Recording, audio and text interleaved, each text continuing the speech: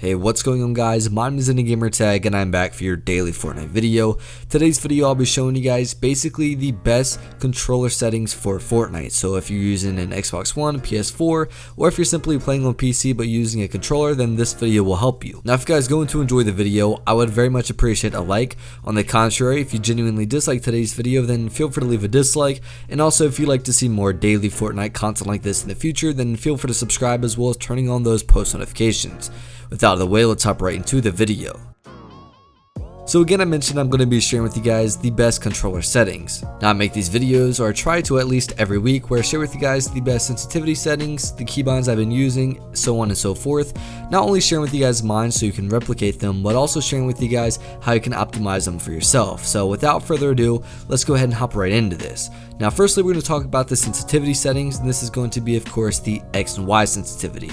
Firstly, the X and Y sensitivity, really what this impacts and has any effect on is when you look around, like your free aim for instance. So if you're not aiming down with one of your weapons, unless you're just running around and looking around, this is what it will affect. And also the only other thing it'll impact is when you're hip firing, which is more than likely going to be with either the combat shotgun or the tactical shotgun.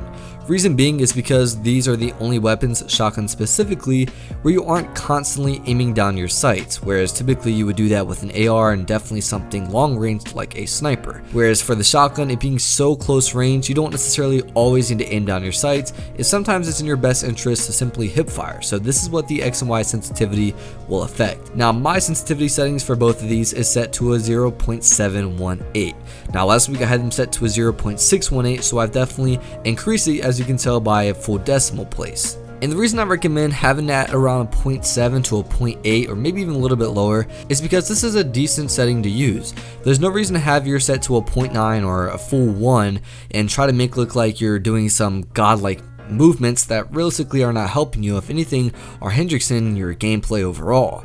And also keeping it too low will basically slow down your game style, and you'll eventually have to play very passively, and more than likely you'll end up losing a lot of your gunfights. So keeping this at a higher rate, which again mine's at a 0.718, has definitely helped me. Again, it's not too high, and at the same time it is not too low. Every week I definitely mess with these a couple of times. Let's say if my accuracy is way off and I'm missing a lot of my shots, or if general it just feels too fast, I'll lower it just about like half a decimal spot. And on the contrary, of course, if I feel like it's just too slow for my comfort, then I'll raise it. Hence why I raised it from 0.618 to 0.718 over the past week. More than likely I'll keep it here for quite some time. I typically find my comfort zone to be in the 0.7 range. Now moving on to the controller targeting sensitivity. This is going to affect your ADS, otherwise known as aim down sights. So if you're using like an AR or also a shotgun as well, and you're aiming down by simply clicking left trigger or L2, this is what the setting will affect. So same goes as the X and Y sensitivity. If you feel like it's way too high and you feel like your accuracy is a lot lower than realistically it could be, then you definitely want to go ahead and lower this setting just a little bit. On the contrary, again, if you think that it is way too low and you feel like your accuracy is too low because you're not able to keep up with players as they're moving, then you want to raise it. Now I have mine at a 0.30, which I believe is actually lower than what I've had it at for months and months now, and this is the reason, is because Season 9 recently has introduced the new slipstream transportation system, where basically, as we all know, you can basically fly through all of these like rings that kind of give off a slipstream. Now basically when I'm in a lot of 1v1 scenarios or just in general gunfights, a lot of people, if they're losing, will simply just try to disengage the fight and use these slipstreams as a way to basically escape. Now the slipstreams make the player model move extremely fast. So when I had it at a 0.330, which is what it used to be at, I was losing and kind of seeing a decline on my accuracy when they're flying through this. It was just too fast for me, and I was basically, my accuracy and aiming was all over the place. So basically I realized at that point that it was probably time for me to lower it just a little bit. So basically I put it from a 0.330 to a 0.300, and this has definitely helped me out quite a bit. I think as I get a lot more comfortable on this exact setting, then I'll probably raise it and increase it back to a 0.330. But as of right now, again, I have it at a just straight 0.30, specifically because of the slipstreams, and a lot of players use this to disengage fights against me, and it just makes it a lot easier for me to track them while I'm aiming down my sights when they're in the slipstream. So that is why I have mine lower than probably what most of people have theirs at. Now moving on to our controller scope sensitivity, and this affects basically snipers and anything with the scope on it. So snipers and I believe scoped assault rifles are the only two that this will affect at all. and I have mine set to a 0.567. This I believe is like around average. This is almost in the dead middle, and I haven't changed this and don't see any reason to change it. This is definitely suited my needs for the longest time. It's by no means too fast. I believe I used to have it at a 0.8, and it was just too fast for me. It was so uncomfortable and just unnatural feeling when I would try to aim down my sights through the scope and try to keep up with people. I would just over aim, and it was just a mess, to be honest. So I realized I need to lower it quite a bit, and I lowered it from a 0.8 to a 0.567, and I have kept it at this exact setting for literally months upon months, and it has done me justice. And I honestly think this is the perfect setting. Obviously, if you feel like this is too low for you, too high for you, you can change it accordingly. Now moving on to our controller building sensitivity, I have mine at a 1.950. This is also a sensitivity setting I have kept the same for quite some time, and if anything, I think I'm actually ready to increase this setting. Now, to give you kind of a description and explanation of how you should basically increase your building sensitivity. Everyone wants to have a high building sensitivity, and that's completely understandable. High building sensitivity means faster builds. However, this is a pro and a con for a lot of people. If you have it too high, then you're just going to be completely panic building, misplacing a bunch of builds and platforms, and you're realistically going to lose every build fight. And if you have it too low, of course, the opposite is going to happen. Although you'll still lose build fights, you're just going to be doing the opposite of panic building. You're going to be building way too slow, and it's not going to benefit you in any way, shape, or form. So what I recommend doing is, whatever your building sensitivity is at right now, make sure you're comfortable in that setting. So for an example, I use 1.300 for building sensitivity. Once I know that I'm very, very comfortable on that setting, I'll then move it up to 1.35. So basically we're moving up every half decimal. Once I'm comfortable in 1.35, I'll move it up to 1.4, then 1.45, and then 1.5, so on and so forth. And this is essentially what I did and worked my way all the way up to a 1.950.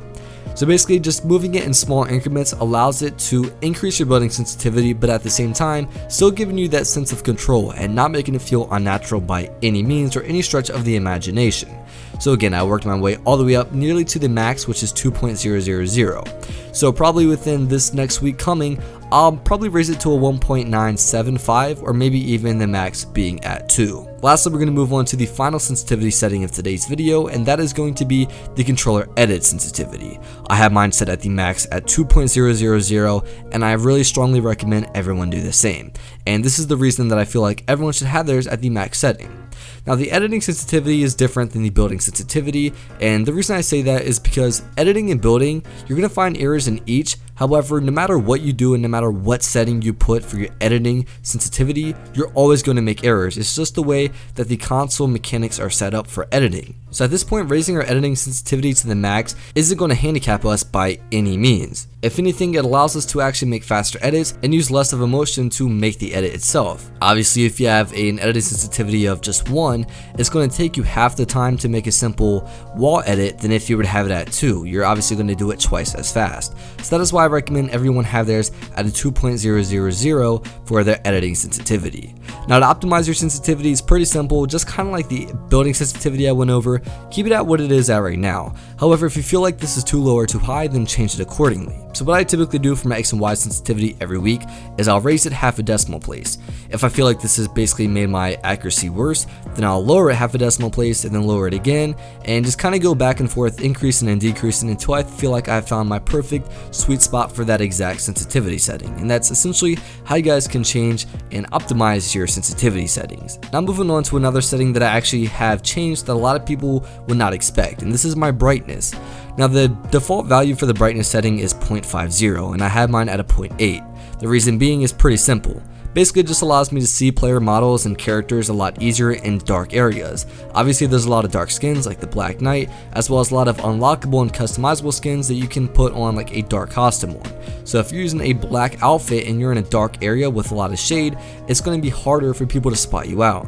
So that's why I turned my brightness up. Just basically allows me to find these figures a lot easier in dark areas and just make out different models and characters just beyond easier than what it originally was.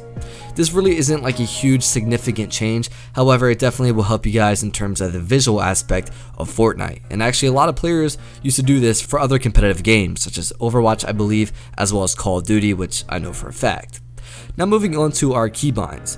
Now my keybinds have stayed the same for a little bit now, and I have discussed in the past couple of weeks that I'm making a change to them. I'm still working on that and still trying to perfect it. This way I can show you guys the impact that it will make. So I promise you in the next couple of weeks you'll see some of the best keybind changes or edits you'll ever see on controller Fortnite. However, my current one is still very good and will still do you justice, and it is kind of unique. So the only two changes I've made is for my Y or triangle button, I have binded to edit. Now the reason I did this is because I didn't like the default editing. I wanted an instant edit button, so I figured I would just use Y as an instant edit button. However, Y was what I used to toggle my pickaxe, so then I decided I'm going to set that to my left analog stick, otherwise known as L3. So those are the only two changes, Y for edit and then left analog stick for a toggle pickaxe. I'm sure you're wondering, isn't that what you use to sprint? However, a setting I think literally everyone should have on is sprint by default. This is so useful, and literally every single competitive Fortnite player or pro player or even a content creator for Fortnite agrees with me on this. Sprint by default is something everyone should have on. It allows you to first of all make keybinds changes a lot easier, as well as there's never time you shouldn't be sprinting. If you're crouching, then obviously sprint by default will not take effect. So once again, my keybinds are Y for edit, L3, which is the left analog stick clicked in for toggle pickaxe, and then sprint by default turned on. Now in the video you'll see that it shows B for my edit button, and I'm not entirely sure why that is, as that's not even the setting that I use. Now lastly, we're going to talk about the dead zone settings, and this is something that's been a big gray area in terms of Fortnite. A lot of people don't necessarily know what these settings do, so the best way that I can kind of share with you guys what these settings do is go in your dead zone settings and lower them all the way as far as you can, and then go into a game and try playing, and you'll understand what it is. Obviously, if I were to try to describe it and say it's basically the zone in which your analog sticks take effect, it's not really kind of translating, and obviously no one's going to understand realistically what that means. So again, change the values all the way up or all the way down, go into a game, and you'll see what they affect. Now my dead zone settings, my left analog stick is set to a 0.20, which I believe is the default, and then my right analog stick is set to a 0.27, which is slightly above the default value. And the reason I have them very close to the default values is because just the minor subtle changes of the dead zone settings will impact your gameplay and just your overall effectiveness in the game so much, and it'll just feel so unnatural. So I recommend you keep them at the default setting. If you want to replicate mine, then by all means do so. The changes are very subtle, however you can feel the difference. So that's basically it for the settings. We went over the sensitivity settings, showing you guys mine and the changes I made, also sharing with you guys how to optimize your own. We then went over my keybinds and I discussed them and explained them, and then lastly we just went over the dead zone settings. So if you guys enjoyed today's video, a like would be very much appreciated. On the contrary, if you genuinely disliked today's video, then feel free to leave a dislike. Also, if you're new around here and would like to see more daily Fortnite content like this in the future, then feel free to subscribe as well as turning on those post notifications. Anyways, that out of the way, my name is Gamertag. Thank you all for watching today's video, and I'll see you tomorrow. Adios.